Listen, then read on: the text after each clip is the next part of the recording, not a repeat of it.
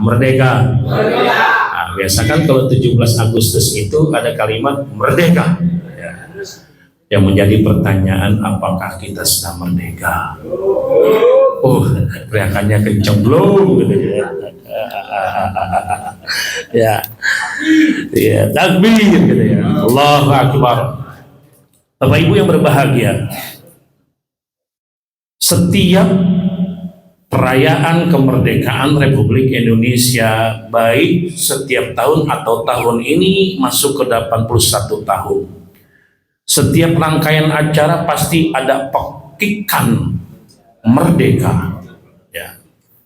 Merdeka secara bahasa adalah terbebas atau bebas. Ya. Secara etimologi atau secara istilah adalah terbebas dari perbudakan, terbebas dari penjajahan, terbebas dari intervensi bangsa lain. Itu namanya merdeka secara lahiriah. Nah, berarti merdeka itu adalah kebebasan seseorang dari tekanan-tekanan, dari jajahan-jajahan bangsa lain, dari intervensi orang-orang yang menekannya. Ini namanya merdeka. Bebas melaksanakan ibadah namanya merdeka. Bebas menikmati sumber daya alam namanya merdeka. Sekarang sudah menikmati belum sumber daya alam? Oh, namanya belum merdeka. Ya. Padahal sumber daya alam kita ada emas, ada batu bara, ada perak, ada perunggu, ada tembaga, ada bauksit, ada nikel, ada lagi banyak lah. Ya, banyak kalau disebutkan itu banyak. Tapi hanya segelintir orang yang menikmati, namanya ini belum merdeka. Satu orang memiliki 74 kilogram emas. Waduh. Kalau 1 gram emasnya 2 juta, berarti kalau 1 kilo 1000 gram. Nah, tinggal dikalikan deh, nggak hitung deh, dikali 74. Nah, udah banyak deh, ya, banyak sekali. Ya. Dan ini tertuang, ya, kemerdekaan Republik Indonesia itu, ya, bukan. Memang salah satu sebab adalah perjuangan para pahlawan. Tapi bukan hanya faktor itu semata. Di dalam pembukaan Undang-Undang Republik Indonesia 1945 atas berkat rahmat awalnya atas berkat rahmat Allah. Atas berkat rahmat Allah yang Maha Kuasa dan dengan didorongkan oleh keinginan yang luhur supaya berkehidupan kebangsaan yang bebas, yang merdeka, maka rakyat Indonesia menyatakan dengan ini kemerdekaan Republik Indonesia. Berarti diawali dengan berkat rahmat. Jangan taunya berkat pulang dari pengajian bawa makanan itu berkat. Ya, itu juga berkat namanya apa? Nggak salah itu namanya berkat. Ya. Berkat namanya, teng-tengan pengajian itu namanya berkat. Ya, nggak salah. Diambil dari kata-kata barokah, disebut berkat. Berkat yang di tekstual pembukaan Undang-Undang Dasar 45 itu sama juga. Ya, dengan berkat, dengan barokah, rahmat kasih sayang Allah. Ya. Berarti kemerdekaan Republik Indonesia semua atas berkat rahmat Allah.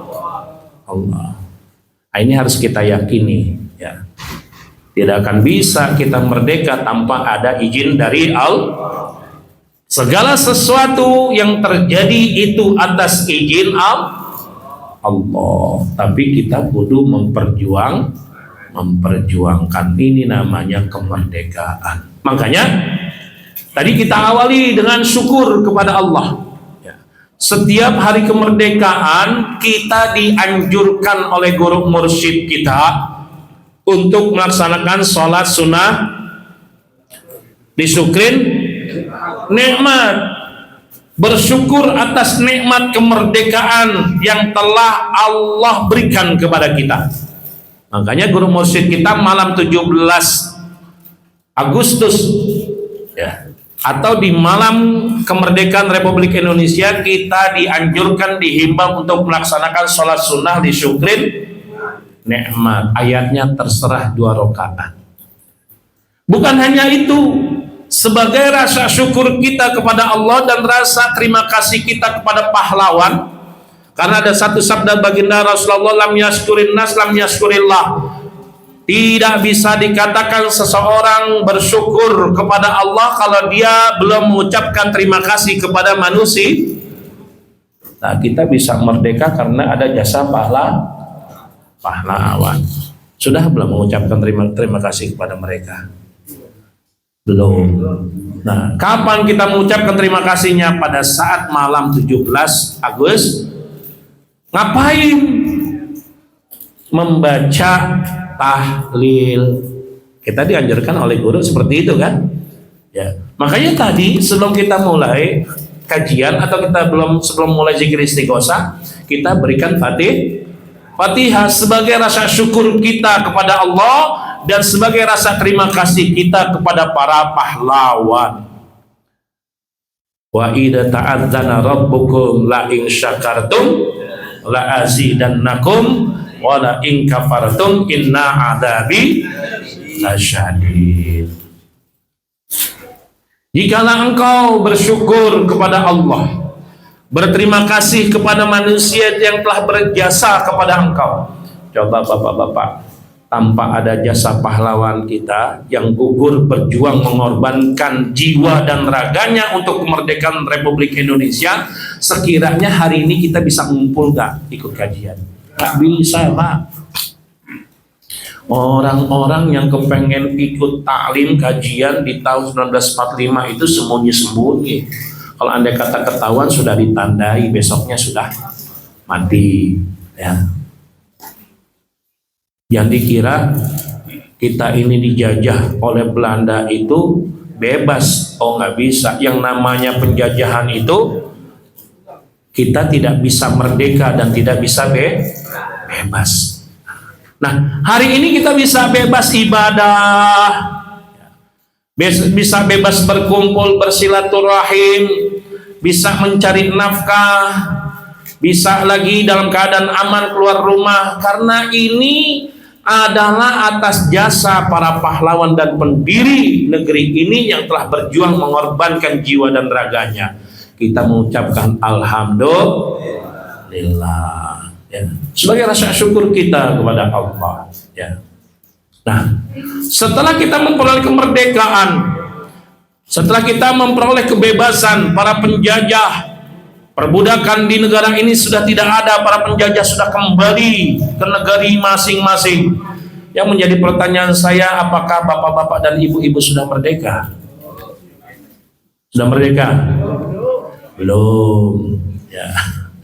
Kenapa belum bisa merdeka? Karena nyari kerja susah. Banyak orang yang di PHK. Belum merdeka. Karena apa?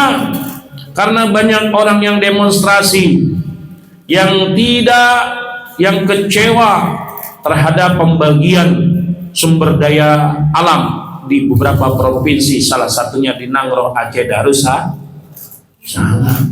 Kemarin terjadi lagi tanggal 15 Agustus terjadi penurunan secara paksa, bendera merah putih digantikan dengan bendera KAM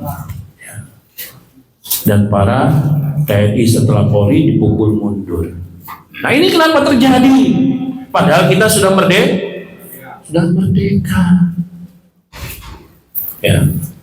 ya, kita tidak ingin mengkoreksi atau kita tidak ingin menjelekkan pemerintah.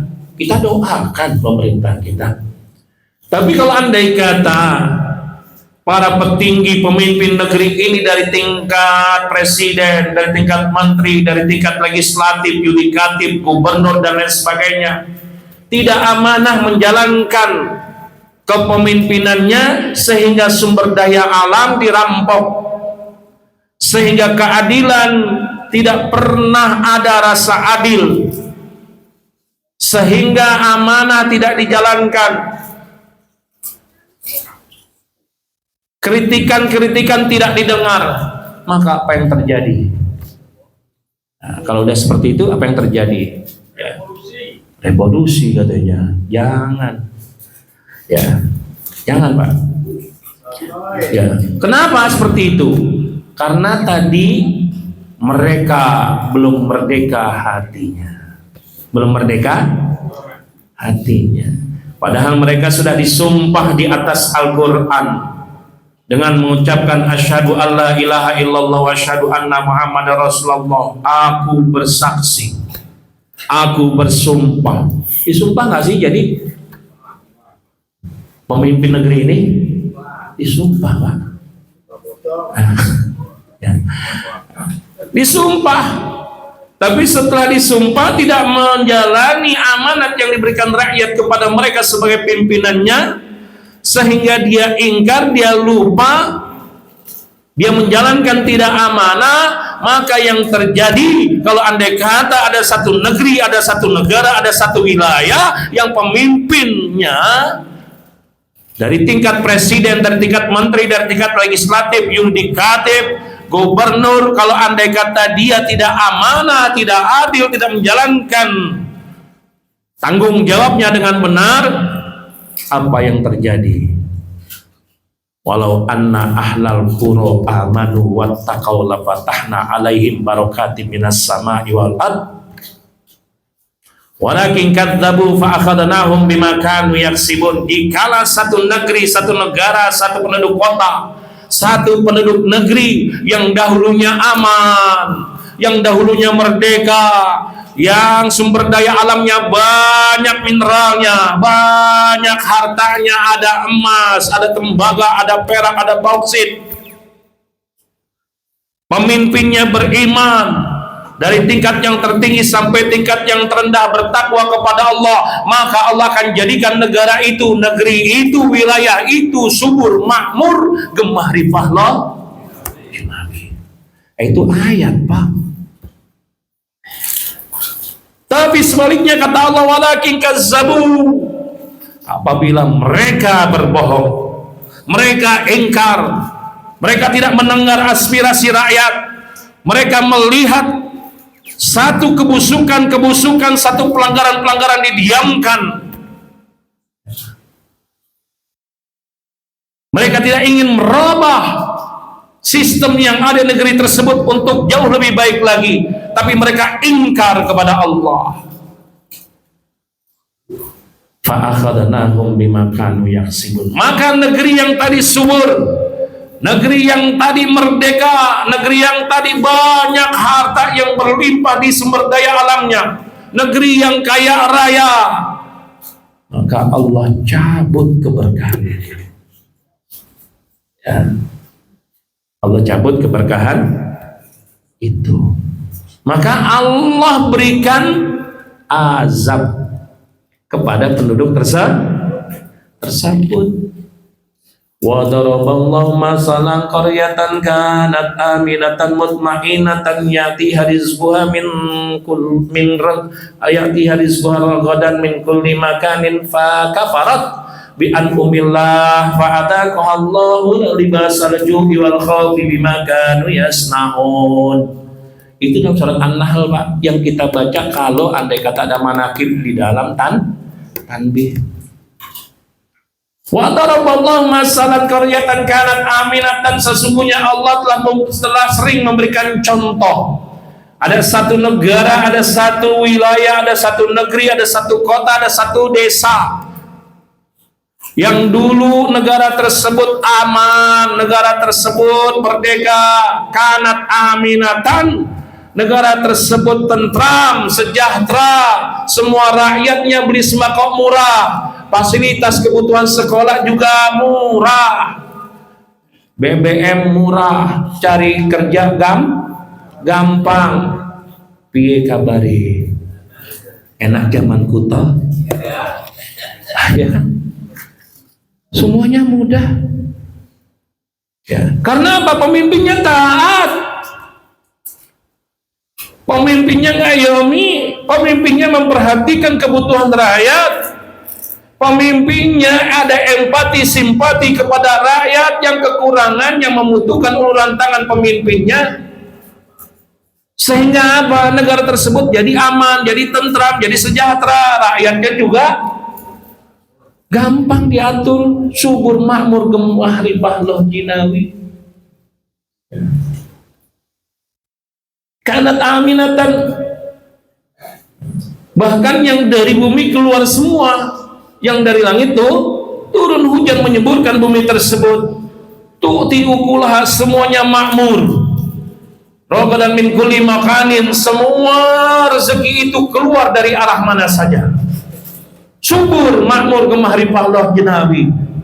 Fakafarat, kalau sekiranya penduduk negeri dari tingkat tertinggi sampai tingkat yang terbawah yang memimpinnya kufur kepada Allah, nggak mau dengerin aspirasi rakyat, nggak pernah mau melihat kebenaran, tertutup mata hatinya. Kalau sudah kufur, kalau sudah diintervensi oleh negara lain, salat kalau tidak ingin membenahi sistemnya, dan dia tidak mau tahu acuh terhadap keadilan yang ada di negeri ini, fakafarat, mereka kufur kata Allah. Bi'an umillah, mereka kufur nikmat. Mereka nggak mau mendekat kepada Allah, mendekat kepada maksiat jauh lebih dekat dibanding dekat kepada Allah, semakin jauh dia. Fakafarat bi an umillah fa'adzaqahallah libasal ju' wal khauf, maka Allah akan turunkan azab terhadap negeri tersebut. Sekarang sudah terjadi belum? Kemarin di NTT terjadi gempa 7, sekian skala Richter. Berapa yang tewas? Puluhan orang yang tewas. Ini peringatan dari Allah. Kalau sekiranya semua pemimpin yang tertinggi sampai tingkat yang terendah tidak sadar diri, maka gempa bumi, bencana alam silih berganti akan turun di negeri Indonesia ini. Kan itu ayatnya jelas. Fa'adzaqahallahu libasal ju', maka Allah akan turunkan kelaparan. Maksud kelaparan itu apa? Susah nyari uang. Sekarang saya mau tanya, bapak-bapak susah nggak nyari uang saat ini? Susah apa gampang? Susahnya kayak kenceng banget Pak. Ya. Namanya kita belum merdeka, susah nyari uang, belum merdeka Pak. Ya. Walaupun secara lahiriah kita sudah merdeka. Ya. Orang kalau belum merdeka berarti masih terbelenggu di dalam jiwa kita. Apa yang membelenggu? Hawa dan nafsu. Apa sih yang menjadi terbelenggu pemimpin kita sehingga negeri ini penuh dengan musibah? Karena terbelenggu dengan hawa dan nafsu. Pak, penegak hukum nyelesain kasus dapat sekian ratus miliar. Kalau dia kerja gaji cuma 5,5 juta. Setingkat kolonel Pak. Setingkat apa namanya kalau polisi itu? Kombes. 5,5. Dapat uang 500 miliar. Kira-kira tergoda nggak? Tergoda. Tapi kalau andai kata orang-orang yang sudah ingat kepada Allah, dalam kalbunya hadir kepada Allah, apa kata dia? Nabi Yusuf, ya, suatu bukan Nabi Yusuf ingin memperkosa, tapi Siti Zulaikhanya yang kepengen diperkosa oleh Nabi Yusuf. Aku lebih cinta jeruji besi, aku lebih suka aku di penjara atau di sel dibanding aku mengikuti hawa nafsu. Ini namanya sudah terbebas, sudah merdeka secara batinnya. Pertanyaannya, kita sudah terbebas belum? Sudah merdeka belum? Belum ya? Sama main ngomong. Ya karena kita kan lagi belajar Pak ya. Kita lagi tingkatan pemula ya. Tingkatan pemula. Ya. Kita lanjutkan. Ya. Sehingga ya, momen kemerdekaan ini ada hubungannya Pak dengan kitab Al-Hikam. Ya. Momen kemerdekaan ini yang pertama adalah kita harus pandai bersyukur kepada Allah. Dan yang kedua, kita harus bisa berterima kasih kepada para pahlawan dan pendahulu kita yang berjuang mengorbankan jiwa dan raga untuk kemerdekaan Republik Indonesia. Dan yang ketiga, kita harus melanjutkan perjuangan dan pengorbanan para pahlawan kita dengan cara apa, Pak? Dengan cara melakukan hal-hal yang terbaik ya, yang bisa memberikan kontribusi yang besar untuk negara Republik Indonesia ini. Misal, kalau Bapak seorang pedagang, jadilah pedagang yang baik, jadilah pedagang yang jujur, jadilah pedagang yang terbebas dari belenggu hawa nafsu. Kalau andai kata Bapak jadi seorang karyawan, jadilah karyawan yang baik, jadilah karyawan yang jujur, jadilah karyawan yang bisa memberikan kontribusi untuk bangsa dan negara ini. Namanya ini kita melanjutkan perjuangan para pendahulu kita. Para iwan yang awal yang diberkati rahmati Allah Subhanahu wa taala, ada beberapa pahlawan kita seperti Hashim Asy'ari. Ada pahlawan kita seperti diantaranya di Ponegoro. Pas begitu lagi Sudirman, Cutnya Adin. Ya. Itu beberapa tadi R.A. Kartini. Yang saya sebutkan, mereka itu adalah pahlawan orang-orang yang Islam, yang taat kepada Allah, tidak takut terhadap penjajah.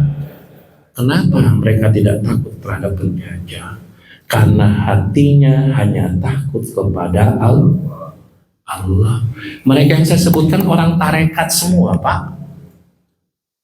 R.A. Raden Ajeng Kartini itu orang tarekat. Siapa gurunya? Mbah Soleh Darat, mursyid tarekat. Di Ponegoro orang tarekat. Sudirman, Jenderal Sudirman orang tarekat. Hashim Asy'ari pun pendiri NU, ya, orang tarekat. Cutnya dan lain sebagainya. Kenapa mereka berani berjuang untuk melawan penjajah? Yang ditakuti oleh mereka hanya Allah. Dia dekat, dia kenal, dia hadir kepada Allah, dan dia tidak takut kepada manusia, dan dia cinta kepada tanah air. Hubbul watan minal iman. Kalau andai kata sudah kenal, sudah bermakrifat, sudah ada zikir, hadir hatinya kepada Allah, maka Allah berikan di dalam kalbunya cinta kepada tanah airnya. Ya. Dia tidak mau terusir dari tanah airnya. Dia perjuangkan tanah airnya ini, dan dia harus bisa memerdekakan tanah air ini. Nah, itu Pak, ya, para pejuang kita, sehingga mereka berjihad, mengorbankan jiwa dan raga. Ayo kita lanjutkan perjuangan mereka. Dengan cara apa? Menjadi warga negara yang baik, menjadi warga negara yang bisa bermanfaat bagi orang lainnya, bisa memberikan contoh suri tauladan akhlak yang mulia. Nah, itu salah satu perjuangan kita. Kalau dia jadi seorang dokter, jadilah seorang dokter yang tujuannya bukan karena untuk menguruk kekayaan, tujuannya karena Allah. Kalau orang tujuannya karena sesuatu, karena keinginan, karena kepengen kaya, karena kepengen aset berlimpah, nah, itu belum merdeka, Pak. Belum merdeka. Karena banyak keinginan. Jikalau Bapak banyak keinginan di dalam diri dan di dalam nafsu Bapak-bapak, itu Bapak belum merdeka. Nah, ini dinyatakan dalam kitab Al-Hikam Ibn Atta'illah. Anta hurun mimma anta anhu ayisun.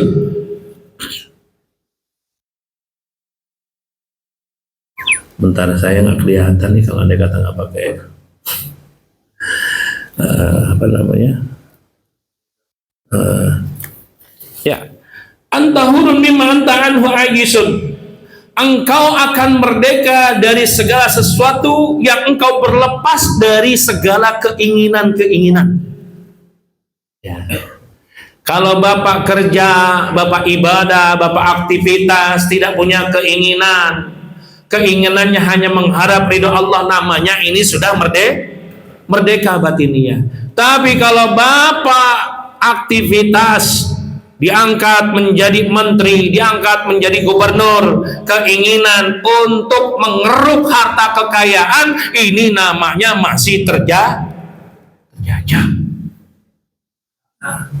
Anta hurum mimma anta anhu ayisun wa abdun lima anta lahu tami'un. Engkau akan merdeka dari segala sesuatu yang mana engkau berlepas dari segala keinginan.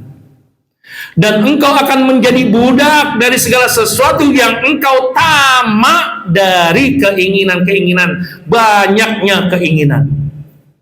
Engkau akan menjadi budak. Kata Ibnu Atta'illah, nyalonin legislatif, ngeluarin duit 20 miliar. Tujuannya kalau jadi legislatif mau mengeruk uang yang 20 miliar itu kembali, bahkan sebanyak-banyaknya. Ini namanya masih terjajah batiniahnya. Semakin engkau tamak, semakin tujuan engkau bukan kepada Allah, engkau akan jauh dari Allah, engkau tidak akan merasa puas, hatimu miskin, Pak.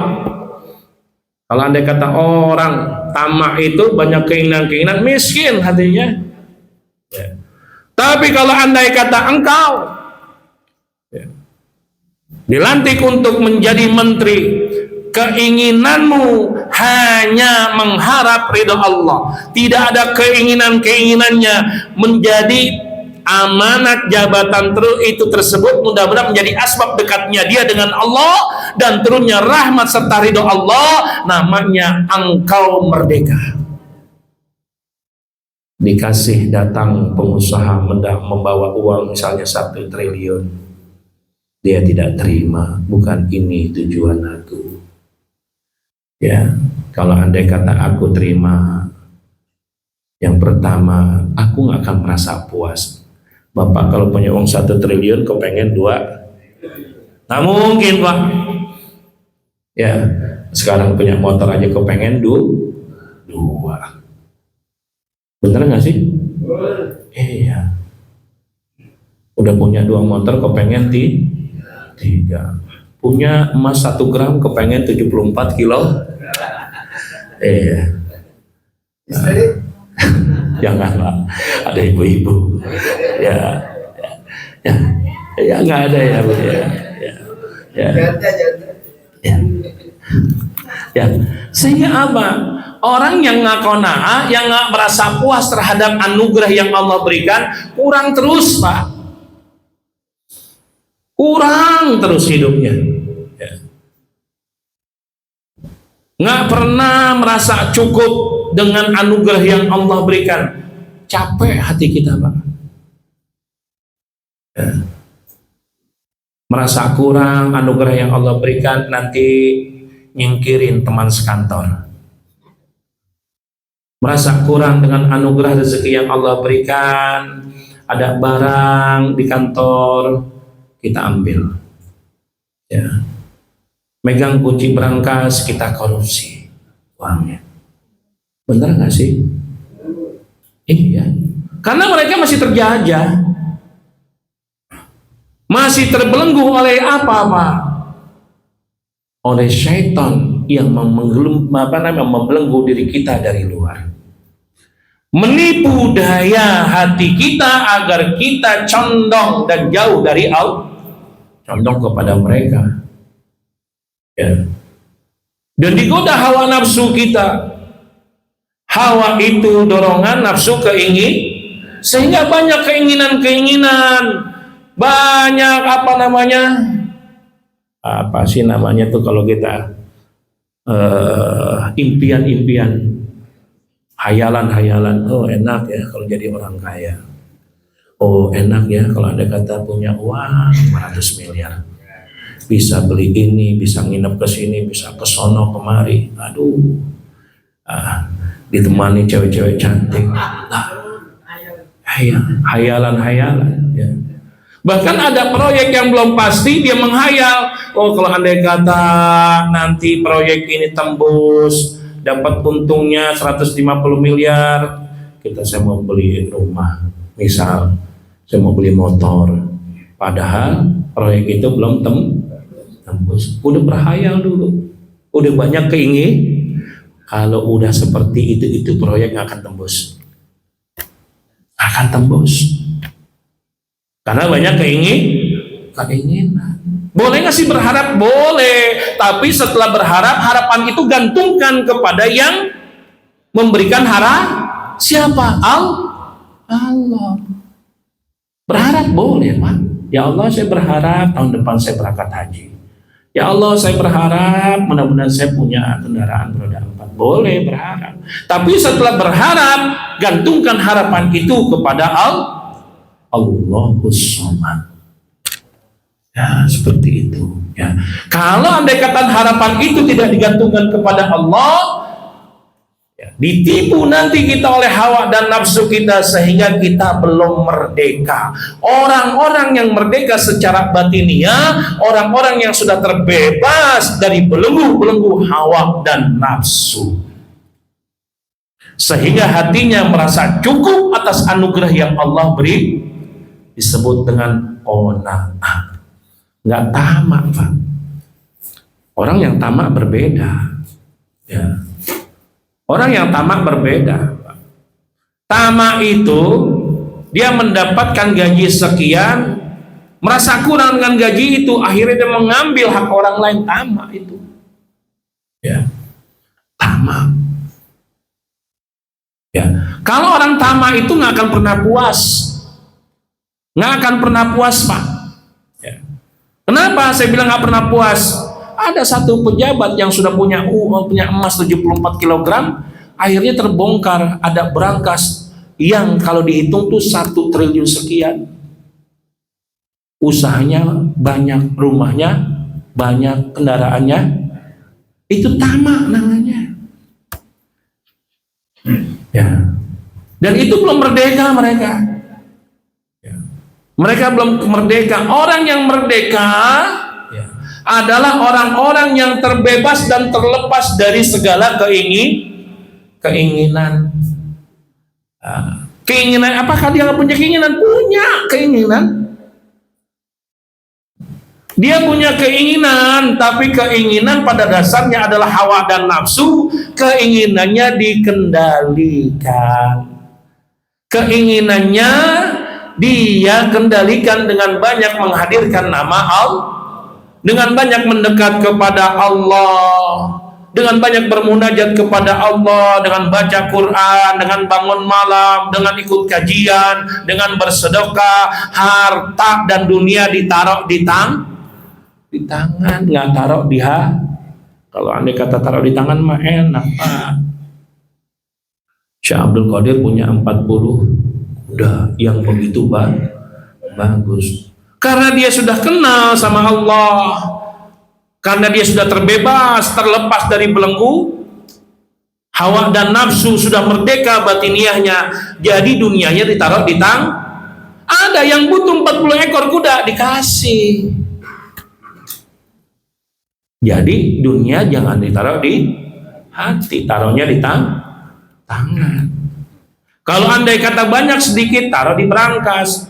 Banyakkan lagi, taruh di bank. Ya, jangan taruh di hati. Jadi sehingga ngeluarinnya gampang. Ya. Jikalau engkau sudah merdeka hatimu dari segala belenggu-belenggu yang menahan, yang menjadi yang menipu dirimu agar engkau jauh dari Allah, kalau engkau sudah merdeka, dunia akan mengejarmu. Nah, ini rumus Pak. Kalau hati kita sudah terbebas dari belenggu hawa nafsu dan hati kita sudah merdeka, maka dunia akan mengejarmu. Ah, bukan kata saya Pak, kata kitab Al-Hikam. Ya. Makanya tadi antahur mimma anta anhu ayisun wa abdul lima anta lahu tamiun, engkau akan merdeka dari segala sesuatu yang terlepas dari segala keinginan-keinginan, dan engkau akan menjadi budak, menjadi hamba saya dari segala sesuatu yang engkau tamak dari segala keinginan. Ya, jadi ini sangat luar biasa Ibnu Athaillah. Ya. Bahkan di dalam Al-Quran Allah itu menyatakan bagi mereka yang merdeka, ya ayyatuhan nafsul mutmainnah, wahai jiwa-jiwa yang sudah merdeka Pak, jiwa-jiwa yang tenang. Merdeka maknanya apa sih Pak? Tenang, tentram, sejahtera, itu merdeka, bebas. Ya. Jadi bukan hanya bebas, tapi banyak makna merdeka itu. Bapak kalau sudah tenang, sudah sejahtera, saya mau tanya, di zaman Pak Harto Bapak hidup tenang nggak? Sejahtera nggak? Tentram nggak? Ini namanya merdeka. Ya ayat Tuhan nafsul mutmainnah, wahai jiwa-jiwa yang tentram, yang tenang, yang sudah merdeka. Irji'i, tandanya engkau sudah kembali kepada Allah. Tandanya hatimu selalu hadir setiap saat, setiap menit, setiap detik kepada Allah. Kalau sudah bisa menghadirkan Allah, hatimu sudah terikat dengan Allah, sudah terkoneksi, sudah bisa menyebut asma dan sifatnya, tidak pernah lupa sedetik pun kepada Allah, kamu tandanya sudah kembali. Kalau sudah kembali, sudah merdeka, kamu akan menjadi hamba-hamba Allah yang merdeka dan terbebas. Dari apa? Dari api neraka. Fadkhuli fi ibadi wadkhuli, pastinya engkau akan menjadi hamba Allah yang merdeka. Kalau sudah merdeka menjadi hamba Allah, maka engkau telah diridhoi oleh Allah. Tandanya engkau sudah disenangi oleh Allah. Kalau sudah diridhoi, sudah disenangi, sudah menjadi hamba Allah yang merdeka, fadkhuli fi masuk ke dalam surgaku, kata Allah, karena engkau sudah merdeka. Ya, enak gak kira-kira kalau sudah merdeka? Enak Pak. Mudah-mudahan kita menjadi hamba Allah yang merdeka. Bukannya saya nggak mau lama Pak, udah setengah jam, jalan-jalan dikunci. Sampai kemarin susah aksesnya Pak. Ya, jadi saya mohon maaf ya apabila ada kesalahan, kekhilafan di dalam ucapan, perbuatan, mohon dibukakan pintu maaf yang seluas-luasnya. Yang baik datangnya dari Allah, yang buruk datangnya dari saya pribadi, mohon dibukakan maaf yang seluas-luasnya. Wallahu muwaffiq ila aqwamit thoriq. Assalamualaikum warahmatullahi wabarakatuh.